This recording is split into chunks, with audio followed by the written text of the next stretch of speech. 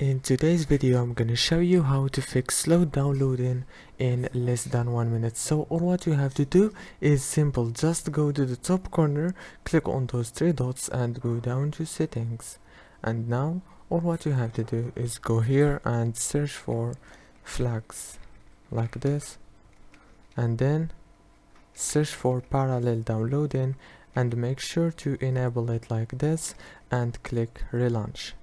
This is the first way. The second way is go to the home page, go to the top corner and then go to settings and click on system and disable the hardware acceleration and click relaunch.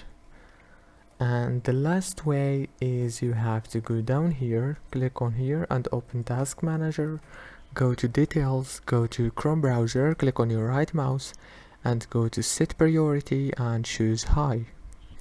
And yeah, that's it for today's video. I am sure that one of these ways it's gonna be working for you.